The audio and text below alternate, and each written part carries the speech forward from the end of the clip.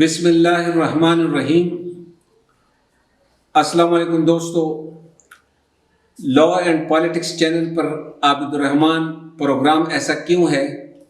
کہ نئی ایپیسوڈ کے ساتھ حاضر خدمت ہے۔ اگر آپ نے ابھی تک چینل کو سبسکرائب نہیں کیا تو ابھی کر لیں اور دوستوں کو بھی دعوت دیں۔ ناظرین، جیسا کہ آپ جانتے ہیں کہ پروگرام ایسا کیوں ہے میں ہم عوام الناس کی آگہی کے لیے کسی اہم مسئلے یا ایشو پر روشنی ڈالتے ہیں۔ آج کل کے دور میں ہر شہری کو زندگی میں خرید و فروخت کی ضرورت پیش آتی ہے، جس کی باقاعدہ ایک دستاویز یعنی تحریری طور پر اسے تیار کیا جاتا ہے تاکہ بوقت ضرورت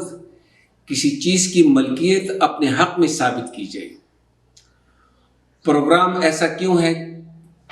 کہ آج کا موضوع خرید و فروخت یعنی جس کو ہم کہتے ہیں سیل پرچیز کی تحریر کے بنیادی لوازمات کے متعلق ہے۔ بنیادی لوازمات ہم سب جانتے ہیں کہ کسی چیز خصوصاً زمین، دکان، مکان وغیرہ کا سودا یا ڈیل طے ہونے کے بعد فریقین گواہان کی موجودگی میں اسے اسٹامپ پیپر پر تحریر میں لا کر دستخط کر دیتے ہیں۔ جہاں تک دستاویز کے الفاظ اور تحریر کا تعلق ہے، دیکھا گیا ہے کہ اسے خریدار یا فروخت کنندہ، جسے ہم بائر یا سیلر کہتے ہیں، اپنے ہاتھ سے تحریر کر دیتا ہے۔ جو پڑھا لکھا ہوتا ہے، جو زیادہ پڑھا لکھا ہوتا ہے، جس کو تحریر میں سہولت ہو، وہ تحریر کر دیتا ہے۔ یا پھر آج کل شہروں میں ڈیلر حضرات جن کے ذریعے یا جن کے تھرو سودا ہوتا ہے، فروخت میں مدد ملی ہوتی ہے، وہ اپنے دفتر میں دستاویز تحریر کر دیتے ہیں۔ جبکہ اب اکثر ڈیلر حضرات کے پاس اگر آپ گئے ہوں تو ان کے پاس پہلے سے ایک پرنٹ شدہ دستاویز موجود ہوتی ہے، ایک کاپی سی ہوتی ہے، جس کا وہ پرنٹ آؤٹ نکال لیتے ہیں اور اس میں مطلوبہ رد و بدل کر کے نام وغیرہ جگہ چینج کر دیتے ہیں اور اس کا نیا پرنٹ نکال لیا جاتا ہے۔ بعض لوگ خرید و فروخت کی دستاویز کسی وکیل یا تجربہ کار شخص کی مدد سے بھی تیار کرتے ہیں، جبکہ گاؤں اور قصبوں میں دیکھا گیا ہے کہ کسی عرضی نویس یعنی کہ جو کہ لکھ پڑھ سکتا ہے یا اس کام میں ماہر ہے سے یہ دستاویز تحریر کروائی جاتی ہے۔ یہ سارے طریقے ٹھیک ہیں، نتھنگ رانگ ود اٹ، اس میں کوئی قابل اعتراض بات نہیں، کیونکہ ہر شخص کے پاس ٹائم کم ہوتا ہے اور کوشش ہوتی ہے کہ یہ کام بآسانی اور جلد سے جلد مکمل ہو جائے۔ تاہم دیکھا گیا ہے کہ ایسی دستاویزات کی تیاری میں کوئی فریق یا ڈیلر جو کہ دستاویز تیار کرتا ہے، یا پھر گاؤں اور قصبوں میں جو شخص یہ دستاویز تحریر کرتا ہے، سودے کی مناسبت سے کوئی اہم نقطہ یا کوئی چیز تحریر کرنا بھول جاتا ہے، یا اس طرح بھی ہو سکتا ہے، ممکن ہے کہ جان بوجھ کر کوئی بنیادی بات تحریر نہیں کرتا۔ دراصل ڈیلر کو زیادہ تر اپنے کمیشن سے غرض ہوتی ہے، یعنی کہ یہ نہیں کہ وہ کمیشن ویسے ہی لیتا ہے، لیکن اسے جلدی ہوتی ہے اور وہ جلد سے جلد سودے یا ڈیل کو تحریر میں لا کر اپنا کمیشن وصول کرنا چاہتا ہے۔ یہ نیچرل سی بات ہے، لیکن یہ ضروری نہیں کہ جو میں کہہ رہا ہوں، جو اس خدشے کا میں اظہار کر رہا ہوں، بلکہ بعض ڈیلر جو اپنے کام میں ماہر ہوتے ہیں، پروفیشنل قسم کے ہوتے ہیں، وہ اپنی ذمہ داری بہت اچھے طریقے سے پوری کرتے ہیں اور یہ مرحلہ ٹھیک ٹھاک بغیر کسی بھول چوک کے اور بغیر کسی بدنیتی کے خوش اسلوبی سے انجام پا جاتا ہے۔ تاہم بدقسمتی سے، میں کہہ رہا ہوں، دوہرا رہا ہوں کہ بدقسمتی سے ہمیشہ ایسا نہیں ہوتا، ورنہ بعد میں عدالتوں میں خرید و فروخت یعنی سیل پرچیز ڈیڈز کو بنیاد بنا کر تنازعات کی اتنی بھرمار نہ ہوتی۔ جیسے کہ میں نے پہلے کہا کہ یا تو اس قسم کی دستاویزات میں نادانستگی اور غیر ارادی غلطی ہوتی ہے، جان بوجھ کر نہیں ہوتی، یا پھر کسی فریق یا لکھنے والے کی بدنیتی شامل ہوتی ہے، جس سے بعد میں کوئی ابہام یا بڑی غلطی سامنے آ جاتی ہے اور خریدار کو اس وقت شدید پریشانی اور نقصان کا سامنا کرنا پڑتا ہے۔ جب اس ابہام یا غلطی کا فائدہ آنے والے وقتوں میں، مثلاً 15 سال بعد، 20 سال بعد، 40 سال بعد، فروخت کنندگان کے وارثین جب اس کاغذ کو اٹھا کر دیکھتے ہیں، اس دستاویز کو، تو پھر جو ہے اس سے وہ ناجائز فائدہ اٹھانے کی کوشش کرتے ہیں۔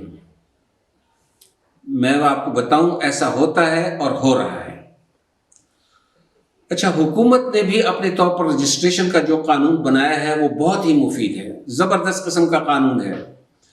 کیونکہ خرید و فروخت کی چھوٹی سے چھوٹی چیز کے لیے لکھی گئی دستاویز کے ذریعے اب کوئی بھی نئی چیز جو خریدار نے لی ہوتی ہے اس کے نام پر رجسٹر ہو جاتی ہے۔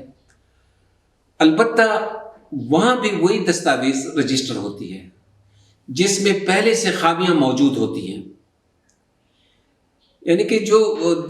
جس دستاویز میں خامیاں ہوتی ہیں وہی رجسٹر ہوگا نا۔ اس کے علاوہ یہ بھی ممکن ہے کہ خامیوں سے بھری کسی دستاویز پر تنازع رجسٹریشن کے عمل سے پہلے ہی شروع ہو جائے۔ اب جبکہ فروخت کرنے والے نے تمام پیمنٹ یعنی قیمت جو ہے اس کا بڑا حصہ وصول کر لیا ہے یا تمام پیمنٹ وصول کر لی ہے، اب کیا ہوگا؟ گھوم پھر کر ہم پھر اسی جگہ آ جاتے ہیں کہ خرید و فروخت کی دستاویز کو ہر حالت میں ممکنہ خامیوں سے پاک اور مبرہ ہونا چاہیے۔ ناظرین، آج کے پروگرام ایسا کیوں ہے، میں اگلے 2 سے 4 منٹ میں وہ تمام عام فہم نکات جو آپ کو بتائے جائیں گے، جس سے امید ہے کہ وہ تمام شہری جو ان پڑھ ہیں یا ان کی تعلیم واجبی ہے یعنی کہ کم ہے، یا اس طرح بھی ممکن ہے کہ کوئی بہت پڑھا لکھا شخص بھی ہو لیکن وہ خرید و فروخت کے کام میں ماہر نہیں ہوتا، یہ اس کا میدان نہیں ہے، اس کو ونس ان اے وائل اس قسم کا سامنا کرنا پڑتا ہے، شاذ و نادر لیکن کرنا پڑتا ہے۔ وہ بھی اگر یہ چند باتیں 1 یا 2 مرتبہ سن لیں تو انہیں زبانی یاد ہو جائیں گی۔ اگر آپ 2 مرتبہ سن لیں اور انہیں زندگی کے کسی بھی مرحلے میں اور مقام پر بہت زیادہ فائدہ ہوگا۔ کیوں نہیں؟ آپ کو کیوں ان چیزوں کا پتہ نہیں ہونا چاہیے؟ جب اللہ نے آپ پر اپنا فضل کیا ہے اور آپ کو اس قابل بنایا ہے کہ آپ کچھ خرید سکتے ہیں تو آپ کو لازماً ان نکات کا علم ہونا چاہیے، جو آپ جیسے دوسرے لوگوں کو بھی بتا سکتے ہیں، اپنے جیسے دوسرے لوگوں کو بھی بتا سکتے ہیں۔ بلکہ افلاطون نے تو کہا تھا کہ پڑھا لکھا ہونا اتنا ضروری نہیں ہے۔ انہوں نے کہا تھا کہ وہ لوگ جن کے پاس پیسہ ہوتا ہے وہ تعلیم یافتہ لوگوں سے کسی طور کم نہیں ہوتے، کیونکہ وہ شعوری طور پر اور تجربے کے لحاظ سے زیادہ سمجھدار بن جاتے ہیں۔ اب مزید وقت ضائع کیے بغیر میں ان نکات کا ذکر کرنا چاہتا ہوں جس کا میں نے آپ سے وعدہ کیا۔ نمبر 1، دستاویز کے سرنامے میں یہ بات موٹے الفاظ میں لکھنی ہے کہ معاہدہ خرید و فروخت کے متعلق یعنی سیل پرچیز ڈیڈ ہے، جیسا کہ اس کاغذ پر سرخ سیاہی سے لکھا گیا ہے۔ اگر آپ دیکھ سکتے ہیں سرخ سیاہی سے تو اس پر کیا لکھا ہے؟ سیل پرچیز ڈیڈ بیانامہ، یعنی کہ یہ خرید و فروخت کی دستاویز ہے، اور اس کے نیچے کالی سیاہی میں لکھا گیا ہے کہ اراضی 3 کنال 4 مرلے جو کہ واقع ہے فلاں جگہ بالعوض مبلغ 90 لاکھ روپے، اور اس میں یہ تصدیق بھی کی گئی ہے کہ زر ثمن تمام وصول شد۔ اب آپ کالی سیاہی میں ملاحظہ فرمائیں، یہ ہو گیا پہلی سرخی۔ نمبر 2، اسی سرنامے کے نیچے جس طرح میں نے آپ کو بتایا تھا کہ اس اراضی، دکان، مکان یا گھر وغیرہ کا ذکر کریں جو کہ آپ خرید رہے ہیں، اور جس گاؤں، شہر، محلے یا جس گلی میں وہ واقع ہے اس کا نام لکھیں۔ نمبر 3، اسی طرح سرنامے میں خریدی جانے والی جائیداد کی مقدار یعنی یہ کتنے کنال، مرلے یا مربع فیٹ کا سودا ہوا ہے کو تحریر کریں۔ نمبر 4، اسی سرنامے میں یہ تحریر کریں کہ اس جائیداد کو کتنی رقم کے عوض خریدا گیا ہے، اور ساتھ یہ بھی لکھیں کہ اس کی مکمل ادائیگی یا جتنی ادائیگی ہوئی ہے وہ لکھ دیں اس میں آپ. یہ میں دوبارہ آپ کو دکھا دیتا ہوں. یہ لال سیاہی سے اس کی ہیڈنگ ہے بیان نامہ، اور اس میں اراضی 3 کنال 4 مرلے جس جگہ یہ واقع ہے اور اس کی جتنی قیمت ہے 90 لاکھ روپے، اور اس میں یہ تصدیق بھی کی گئی ہے کہ زر ثمن ادا ہو چکا ہے. جب آپ یہ 4 باتیں لکھ دیں گے تو اس کے فوراً بعد بڑے الفاظ میں لکھنا ہے کہ یہ تحریر کون آپ کو لکھ کر دے رہا ہے،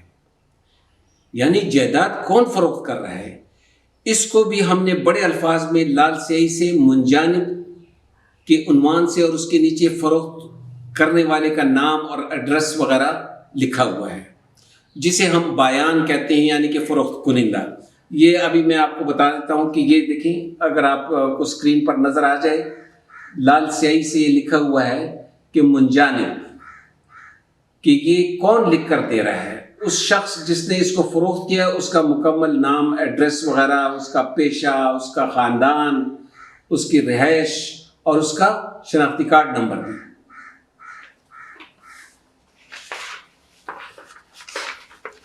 اس کے بعد تیسری بڑی ہیڈنگ یہ ہوگی کہ جائیداد یعنی جس کو بیچا گیا ہے اس کو کس کے نام پر فروخت کیا گیا ہے، کسے فروخت کیا گیا ہے، جسے ہم بحق کہتے ہیں. یہاں پر آپ ان لوگوں کے نام جو ایک بھی ہو سکتا ہے خریدار یا زیادہ بھی ہو سکتے ہیں، ان کے نام لکھیں گے، اور آخر میں اس کے نیچے لکھیں گے مشتریان، یعنی کہ یہ خریدار ہوتے ہیں. یہ جو تھے یہ بایان تھے جنہوں نے فروخت کیا ہے. لیکن یہاں پر جو ہے جو بحق جن کے نام اس کو فروخت کیا گیا ہے، یعنی کہ خریدار کا نام، ولدیت، قوم، پیشہ، مکمل ایڈریس، شناختی کارڈ اور نیچے مشتری یا مشتریان.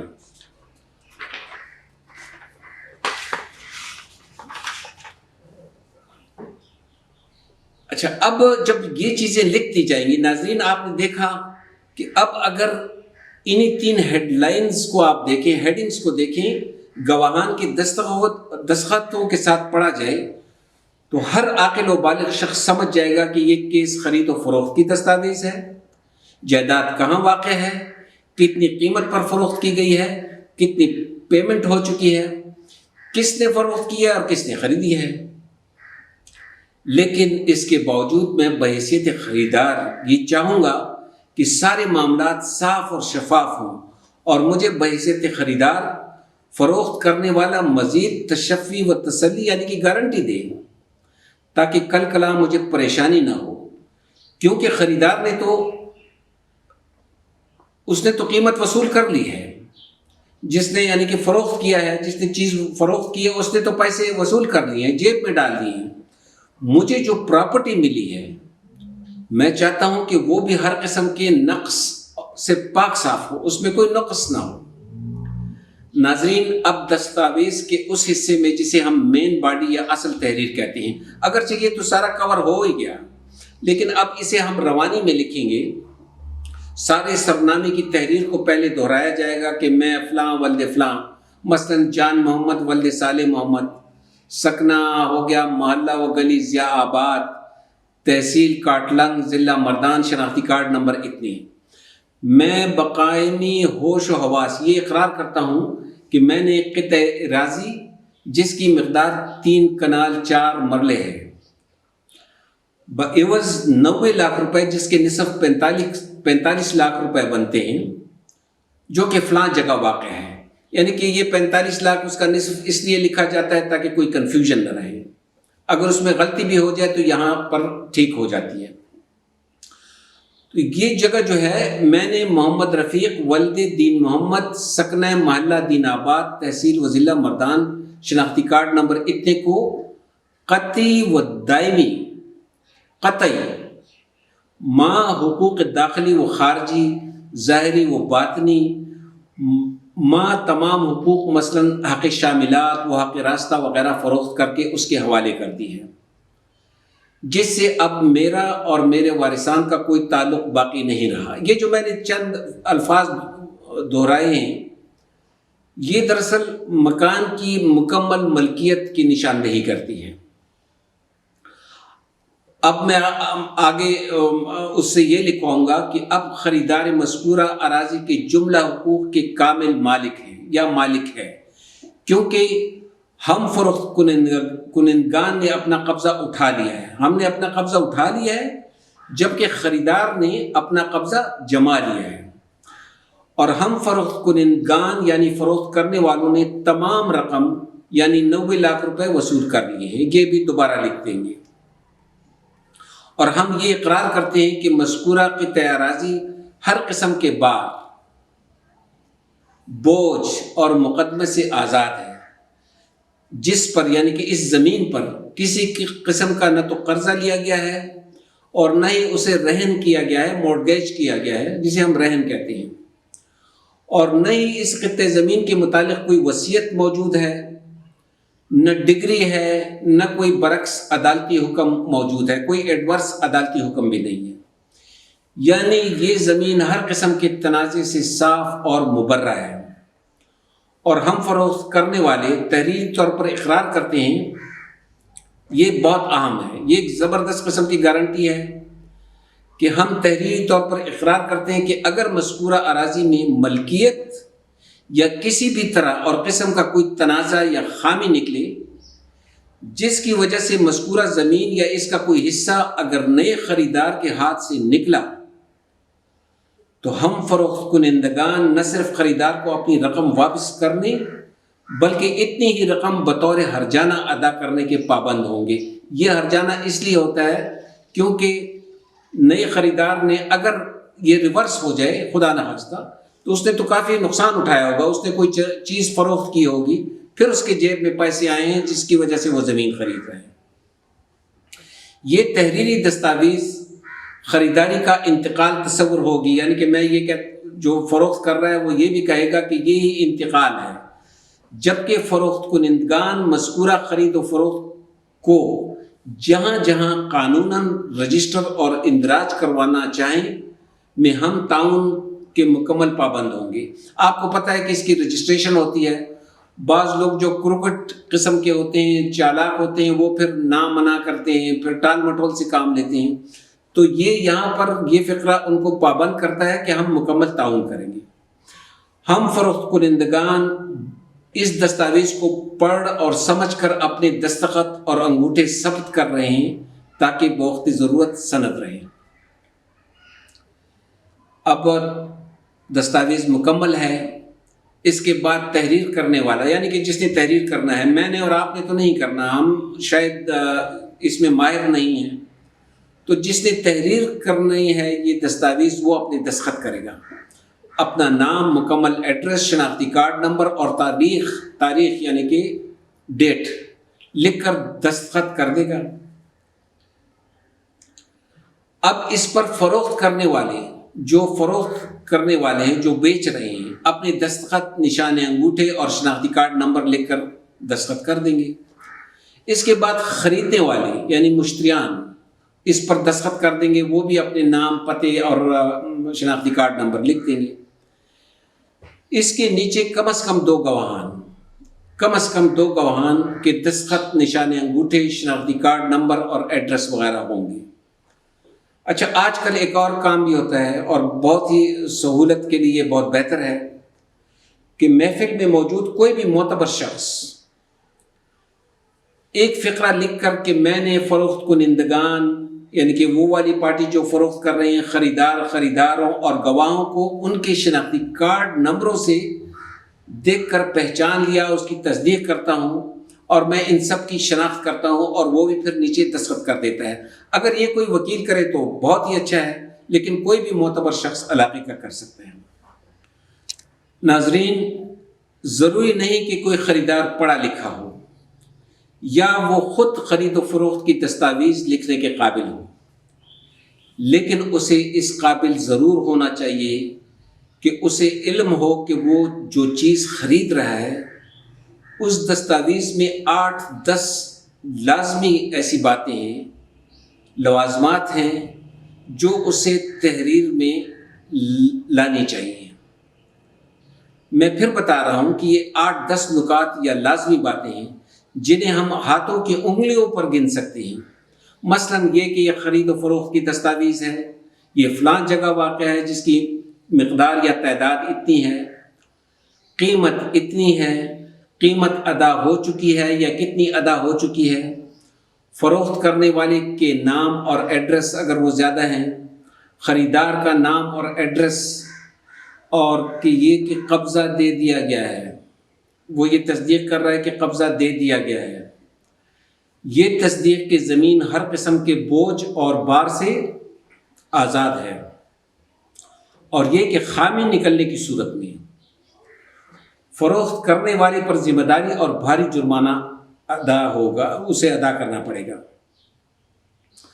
اور فروخت کرنے والا رجسٹریشن وغیرہ کروانے میں خریدار سے مکمل تعاون کا پابند ہوگا۔ ان بنیادی نکات سے آگہی کسی بھی خریدار خواہ وہ ناخواندہ ہی کیوں نہ ہو، اسے ممکنہ مشکلات سے بچا سکتے ہیں۔ دوستو، چینل کو سبسکرائب کرنا نہ بھولیں، اپنا خیال رکھیں، اللہ حافظ۔